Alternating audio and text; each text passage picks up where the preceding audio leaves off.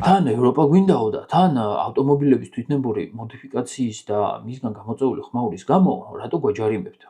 ევროპაში ყველგან არის აკრძალული ავტომობილების თვითნებური მოდიფიკაცია და ზოგან თითო მოდიფიკაციაზე 2000 ევრო ჯარიმაც არის გათვალისწინებული.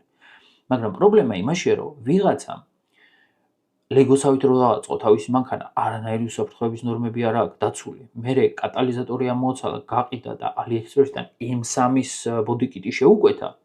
ბოლოს ეგეც არ იკმარა და მაყუჩი აქვს სახრახნისით გახეული და დაბღვილობს შუაღამისას. ეგ უნდა დაისაჯოს.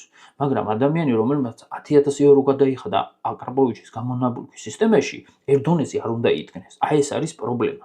ყველა მანქანას აქვს თავისი დეციბელების ნორმა, რამდენი ხმაურს იწვევს ეს მანქანა ოფიციალურად. და ამის საზომი თუ არა პატრულს ვიღაცას ხმა არ მოეწონა, ეგ არ უნდა იყოს არგუმენტი დაჯარიმების. მეორე, როცა მსგავს იმ კანონს იღებს, ცოტა ტვინი უნდა დაატანო და ექსპერტებს უნდა კითხოს. უნდა არსებობდეს მოდიფიკაციების ნორმა, უნდა არსებობდეს ლეგალური მოდიფიკაციების ჩამონათვალი და არსებობდეს ორგანო, რომელიც ამას შეამოწმებს და ჩაწერს მანქანის პასპორტში, რომ ეს მოდიფიკაცია არის მანქანაზე გატარებული და არის ნორმის ფარგლებში, რაღაც სტანდარტს ექვემდებარება და არა ისე ვიღაცას რაღაც არ მოეწონა და აჯარიმებენ როგორც გაუსწორდება.